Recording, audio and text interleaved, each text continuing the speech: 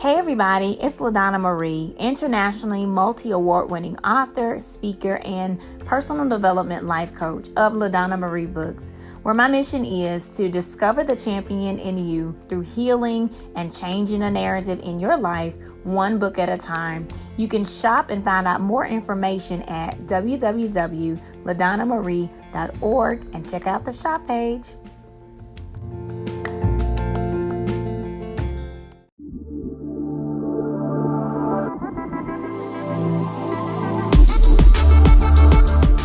Welcome to Inspirational Talks with LaDonna Marie, a Planting Positive Seeds podcast.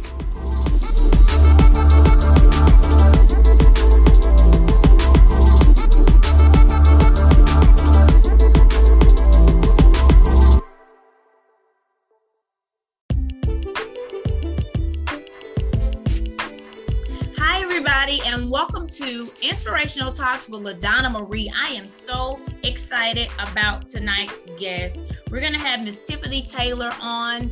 I cannot wait to talk to her about, different things that she does in her life and in her profession.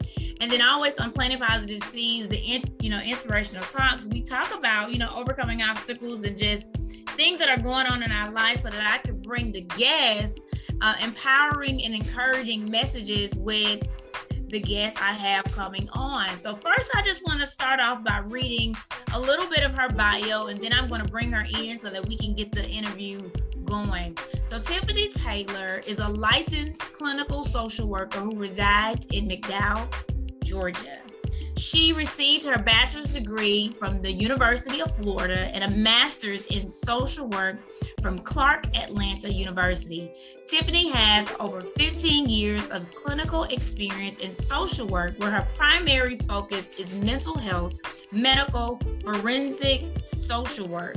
Additionally, Tiffany is currently a behavior health officer in the United States Army Reserve. She was recently returned from a deployment in Southwest Asia, where her and her team were responsible for the mental and emotional well-being of over 7,000 soldiers. I am so grateful and so elated to have Ms. Tiffany on the show. Come on in. How are you doing tonight? I am wonderful. I'm so excited to be here. Thank you. And I'm excited to have you because I always love, the listeners at Planting Positive Seeds and here on Inspirational Talks, they come to hear about, things that can help them with their lives. And being that you're in mental health, you're a social worker, clinical social worker, and even helping, I get so excited when people talk about mental health because it's kind of like my background. Yeah. I get excited about emotional and mental well-being because for my nonprofit, I talk about emotional wellness and stability. So I know that the listeners are going to enjoy everything that you're going to share with us on tonight. But I wanted you first off to just tell me a little bit more about your career. If I missed anything and you wanted to highlight it, do tell me a little bit more about yourself and your career. Okay. Let's see. Well, I went to Clark Atlanta where I got my master's in social work. I started out in forensic social work, which a lot of people don't know a lot about, which I didn't know a lot about. To be honest, I really was just looking for a paid internship, but it became my passion. It became my passion for a while. So I started out, back when I was going to school, they were just starting the mental health courts and the drug courts in Fulton County. So I was able to be a part of that where they were using alternative sentencing. In Fulton County, Atlanta, downtown Atlanta, right? Fulton County. Okay. They have a very big homeless population. So a lot of them were using the jail for shelter. So they would kind of purposefully do things, especially when it got cold or the weather. So they were getting a lot of misdemeanors, theft by taking, trespassing, and all that stuff because they wanted 3 meals and a roof over their head. So my job was to help advocate for them to have other services besides going to jail, whether it was drug rehab, mental health treatment to help cut down the recidivism. So from there, I kind of worked myself up to Superior Court, where I worked on a couple of cases. I was always part of the defense team, where a few people, murders. Wow. But they usually our job was to do like a whole biopsychosocial and find out had they went through any trauma to help mitigate, not to give them any excuse of why they did what they did, but to say, this person went through these things and this is how their life may have got them to this point where they did this act. So that was interesting. And then I worked on 2 death penalty cases. So that was exciting as well. And then I ventured off to the hospital, where I got to work with kids who have been sexually abused or physical abuse. They come into the hospital. I'm the first person, that they kind of make contact with to get everybody involved, call the police, call children's services, and do those forensic interviews. So that's how I started my career in social work. And then from there, I feel like I've probably done every aspect of it. I love social work. Yeah, and my bachelor's, is in social work, and so this is it's great. I know the level of people that you get to see and helping them is your initial goal. Some of it is disheartening, but you do the best that you can, because I know that was like why I wanted to be in social work and doing everything. But I truly understand the biopsychosocials, because even as a therapist, when I lived in Georgia, we had to do those as well to to look at the history of their life and their lineage and different things that were going on in their life. So I truly understand, but it looks like you're well-rounded with everything that you've been working in, the aspect even coming down to children. That was one of the things for me in the beginning, just sexual abuse and physical abuse for kids and different things like that. It really tugged at my heart. And so I moved from social work to counseling, but then it's like I still got it because I had to I had to do the counseling, you know what I'm saying? And then it was like longer treatment of just bringing them in to resource them out, but it was now you had to continue to do some type of case management and everything. So Tiffany, this is amazing. And then like you said, you just wanted a paid internship, but you got a lot of knowledge. You got a wealth of knowledge in everything that you've been doing in the mental health field. And so I know that they are glad to have you in your field, because I know that everything that you do is needed. And like you said, just to be an advocate for those homeless population who were, being resourceful, saying we're gonna go stay in the jail, but trying to find another avenue, so that wouldn't have to be, saying what they were thinking about. So thank you so much for your contribution to the mental health arena. You're welcome. I wanted to also ask you, what inspired you to do what you're doing, to be a social worker, I see even sex therapists is in that lineup. So what inspired you to do everything in motivational speaking? So what inspired you to do, what you do?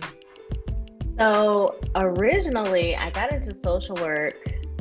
My dad is a social worker, and my dad is a veteran. He's a Navy veteran. My dad worked at the VA at the vet center. So he's a social worker. So I kind of feel like I'm following in his footsteps. I went a little different route, but still.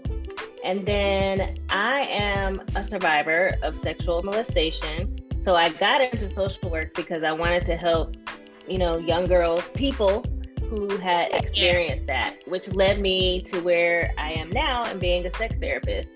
I know oftentimes when people have gone through some type of sexual trauma, they lose that connection with their bodies, their self-esteem. And so I just want to empower people, because sex is an important part of life.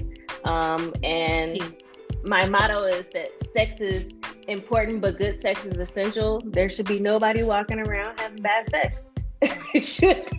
you can work on it Right. if you really want to. So, and especially for survivors, just not only that it's just about sex, but connecting back with your body and taking back that ownership of your body. Yes, and that's the most important part. I mean, and I get it, because you lose a part of who you are, and having to rebuild that from something that was taken from you, or you know what I'm saying, or just the trauma of everything. And so I know it's important. I mean, it is important, but them, like you said, getting back in touch with themselves, and then you coming into this profession because of what happened to you, that was a major and a big step. So kudos to you for being able to, see the bigger picture as you healed and went through your different experiences, and moving forward.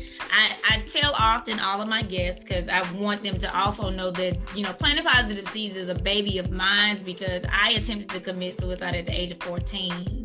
And so all of my healing and encouraging and helping others with their emotional wellness and stability came from the Lord helping me through mine. And so Planting Positive Seeds is the aspect where we plant positive seeds in the lives of others. So any way that I can bring a guest on that can help someone out there listening with what they're going through, or even as I share parts of my suicide story on here and how I overcame those obstacles, I want them to know that they can. So I love the fact that you're using what you've been through to show others that it's possible for a great life. It's possible to unlearn what you've gone through and to learn new steps and make it the best steps. And so Thank you so much for just sharing that with the audience, because I always make sure, I know I say it on every show, but every guest is different, because I want you all to know I have a vested interest in people as well, because I don't want anybody to ever feel like they want to end their life. And so that's what started this, and also my books as an author and a motivational speaker. So I know everyone is grateful when they get a chance to come in and learn more, because you really have to learn more to change old habits. I always ask about achievements and highlights of your career, or if anything you want to share, because we are on this journey, and it's not all about that, but it's great to be recognized for the things that you do. It's great to, know that you're doing what God has placed you on the earth to do. And so I just want you to share with the listeners, tell us about some highlights and some achievements that you've came into. I would say probably the biggest highlight for me, I guess most recently, was my deployment. Again, walked into a situation that I went there thinking we were not going to be that busy. People in the military, the cultures, you don't really talk about mental health. You don't really seek out treatment. So I didn't really know what to expect, but the command team that we were under was very vocal about, they didn't want no suicides on their watch. So they were like, if you need it, go get it. And that really opened the door for us. So basically we had a little therapy office, except it was a trailer in the middle of the desert. And then we also went out to different parts of Iraq and Jordan and all these different places to actually go visit soldiers who couldn't come back, to the actual trailer to actually do services. So that was exciting. It was very fulfilling. And then at the end, we definitely got, military culture. We got coined and we got awards for the services that we provided. So that was awesome for me. And then I would say from that, I decided, I had been in private practice before, but more of a group practice. Yeah. I had took a step away from doing counseling because I was going through my own divorce. So I didn't feel like I needed to be counseling nobody. I was in therapy myself. I needed to take a break. So I took a break. Then that happened. And I was like, oh my gosh, I really miss doing this. I feel like I'm at a place I've healed.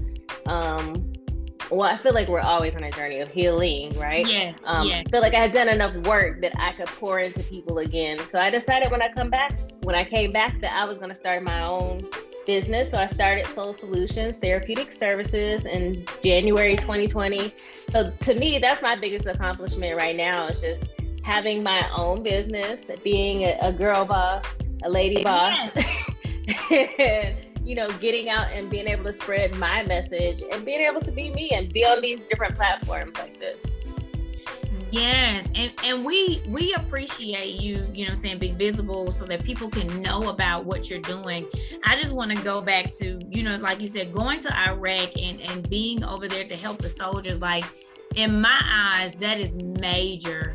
That's so major. And, we talked offline. My ex-husband was in the military, and I would often just feel for the people. I'm on the other side because this is my background. This is like mental health and social work and counseling and everything in professional counseling. So I would feel, for the soldiers. So that was like so innovative for you all to have a trailer there so that they could come and get the help that they need, because I know so many times past, it was just unheard of, of help, or even somebody to say, I need help. Everybody has the strong face and you keep moving, then things could be wrong. So I'm just like, oh my goodness, that was so great. And just being able to touch the people and know that they can, and you all going out to meet the ones that could not come back. So I'm like cheering, like, yes, because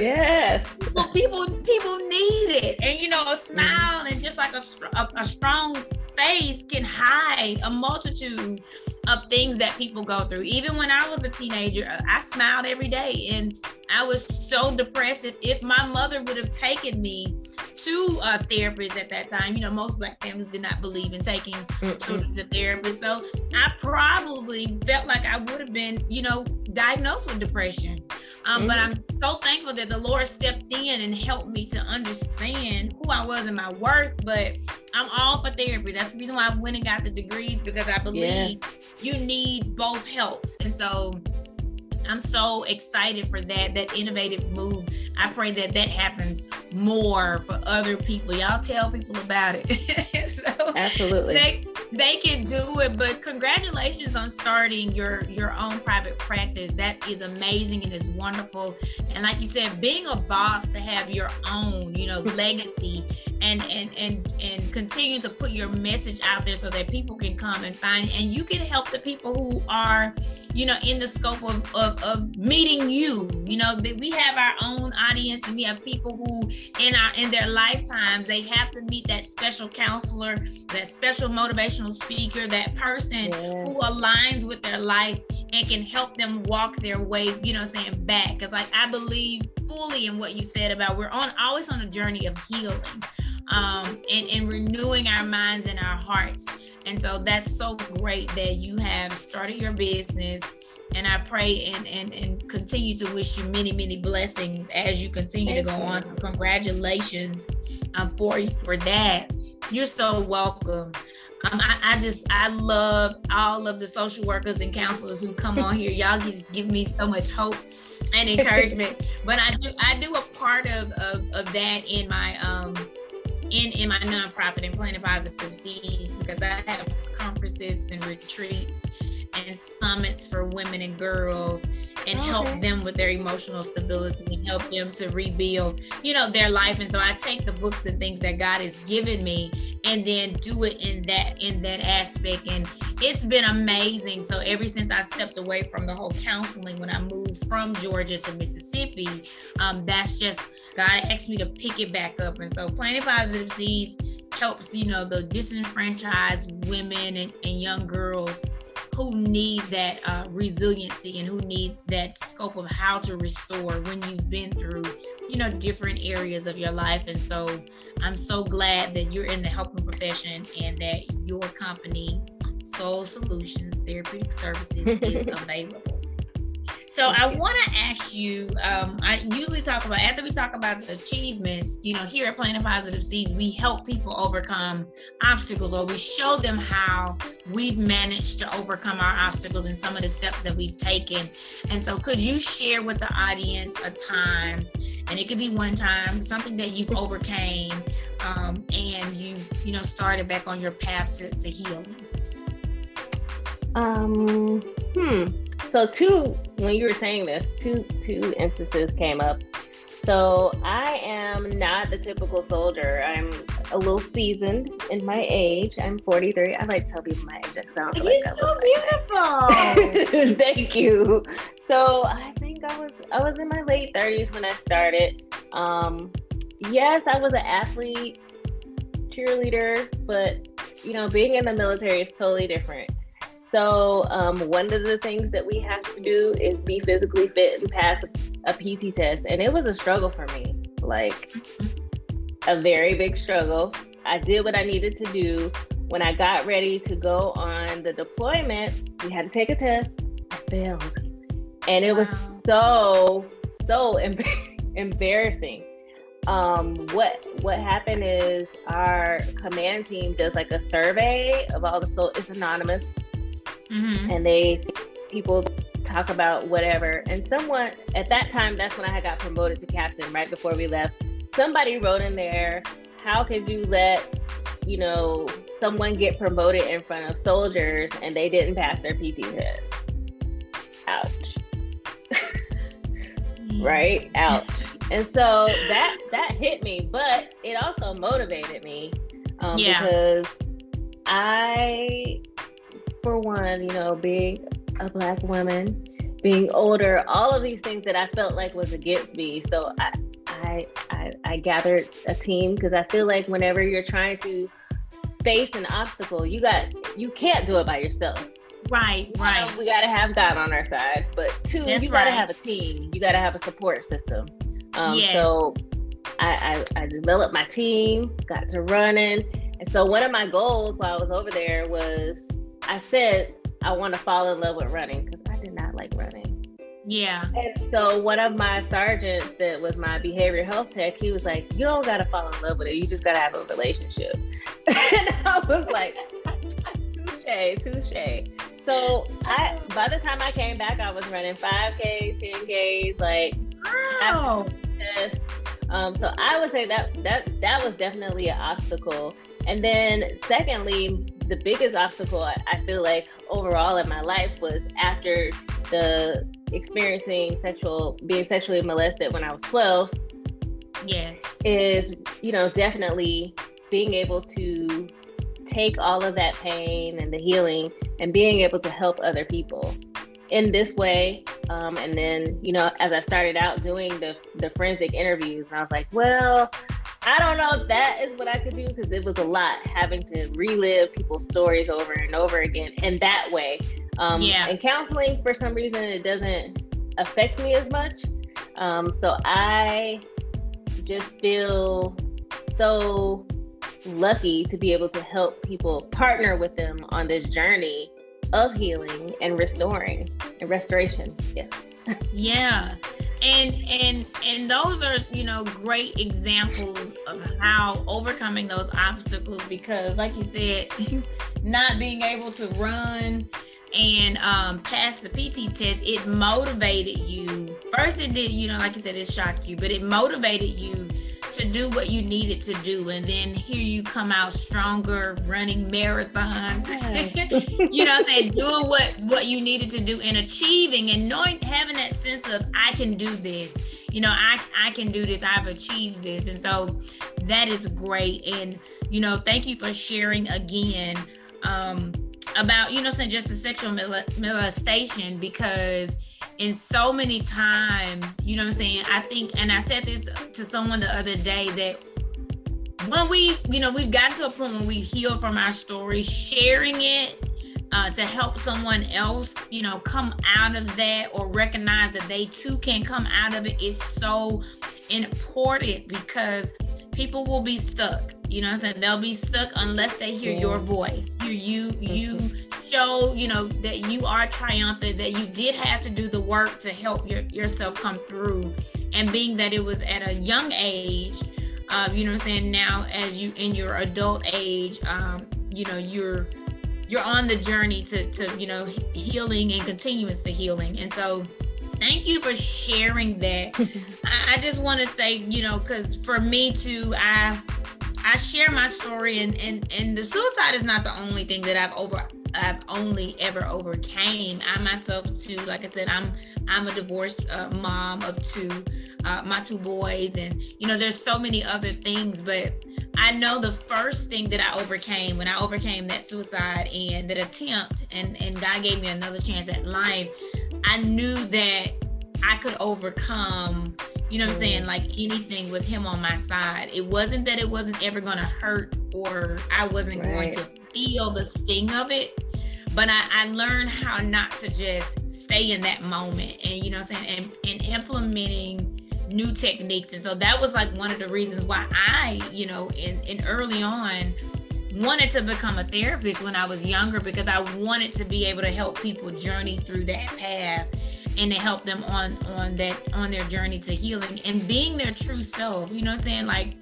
making sure that you can represent the best version of who you are while you're on this earth. And so thank you again for sharing that to all the listeners that are out there. We pray and hope that as you continue to live and if you're going through anything, to seek out help. We'll see if Miss Tiffany does, give her information for help. If you want to get in contact with her, but I'm so enjoying, this conversation. I also wanted to ask you, what are some things that you like to do, some fun things that you like to do? Because we have our jobs, that's our primary focus, but what are some things that you do to relax and have fun and just, take some time for Tiffany? I like to travel. I'm actually going on a girls trip next week. I mean, COVID has put a damper, but most of my friends are therapists, ironically. Okay. And so we started last year. We're making this an annual trip now, a cabin trip. Yes. So we go to the mountains and we do nothing. We usually have some type of theme night that we do something. We cook, just veg out, do nothing. Listen, sounds like a wonderful time, because when Don't you care. do so much, right? You just need a couple moments. But I am so excited for you all, because I've always wanted to do a cabin trip. I think I've been trying to do cabin trips for the last 3 years for my birthday. Really? And I was like, what? I was like, I'm gonna go. One of these days, I'm going to go. I have to just take my boys, because I know that they have excursions and different things, but just to relax and kick your feet back and just, be in a different scene. So that's something that I've always wanted to do. So you girls, enjoy your trip. Yes. You need that self-care, because you have to take some time to see about yourself and make sure that you're okay and finding your peace and coming back to downtime. So I know that that's going to be amazing, and it's always going to be good with laughter and good friends and just relaxing. So I want you to enjoy yourself. Well, Tiffany, it's been amazing, talking with you. This is a time where I just want you to share any final thoughts that you have. If you, list your links or tell people how they can get in contact with you. So if they would like to, hear you speak or come get some therapy, for their sexual experiences or anything that they may need as far as helping them with their mental and emotional health, then please let the listening audience know. So again, this is Tiffany Taylor, licensed clinical social worker, and I like to coin myself as a sensuality coach. And so I am having a workshop, actually October 29th. It's on a Friday. It's in Georgia, down in Stockbridge, but there is a virtual opportunity. So if you can't come in person, and it is Sensuality 101, where we're going to learn about your sensuality IQ, which is a phrase that I've kind of coined We know about our love language, but this is going to help you learn which one of your senses is your dominant senses and how to incorporate that in your intimate time. So that's Sensuality 101, October 29th. You can register for it through one of my social medias. Facebook, I am Soul Solutions GA. And then Instagram is Soul Solutions _GA. Website is soulsolutionsga.com. And that opportunity is $69 if you're coming in person. And then virtually it is $39. Then December, I'm going to be in California. I'm getting flued out. Yes. I'm going to California to be a part of I'm partnering with some phenomenal women, and it's going to be a workshop in Oakland, California called the Girlfriend Check-In. Since, COVID has happened, we have all been kind of going through it and struggling. So this is kind of sort of our spin on, I don't want to say it's like essence, but it's an opportunity for women to connect and check on your girls. Like, we're going to talk about finances, we're going to talk about sexuality, we're going to talk about image, we're going to talk about mindfulness, spirituality, all of those things. So you can check in all those different aspects of your life. So that is on December 4th in Oakland, California. There's no virtual opportunity, but if you want to take a girls trip to Cali, you should do it October 4th. That is also on my website. The flyers post. And then every Friday, just about every Friday, because I don't think I'm going to do it this Friday, I do a Facebook Live and Instagram Live called Freaky Friday, where I give you tips on how to liven up your intimate life, sexual intimate life. Last week we talked about kissing and talked about 20 different kisses that you can experience. So awesome. Yes, so that's what I have going on. And then at the beginning of the year, I always do Girl Manifest Your Dreams, and that's like vision board type stuff. So. Okay. Well, this is all amazing, Tiffany. I'm going to make sure that I get connected on social media to be able to see all these wonderful resources that you have, and listeners, be sure to go and check out her website and follow her on Instagram so that you can stay connected to. It has been, like I said, an amazing time. I am so glad that I had an opportunity to meet you, to learn about your business, and for you to help me to plant positive seeds in people's lives, for all of those people out there who need that emotional and mental health, and just knowing, and even the soldiers, to be able to know that someone's out there that's available to help, and those who have had the sexual trauma, that you're helping them to overcome those obstacles. I just want to again tilt my hat to you and say thank you so much for everything that you do. So everyone, I want you to be sure to follow the show every Monday at 6:30 Central, and 7:30 Eastern here on Planting Positive Seeds. You can go over to Apple Podcasts and leave us a review. You can come over to Anchor and leave us a message if you want it to be aired in the show. Tonight, we've had the dynamic and phenomenal Tiffany Taylor. And so I want you all to be sure to check her out. Peace and blessings, everyone. Have a great night.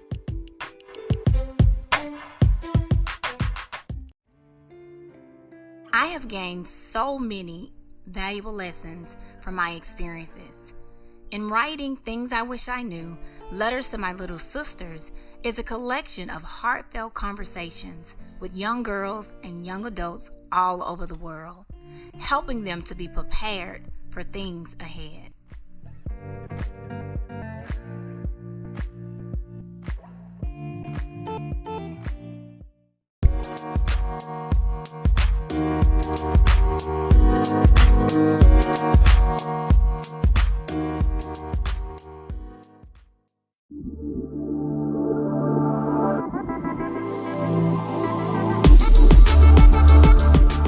This has been another purpose-packed episode of Inspirational Talks with LaDonna Marie, a Planting Positive Seeds podcast. Please remember to like, share, and tell your friends about the podcast. Stay tuned for many more Inspirational Talks with LaDonna Marie.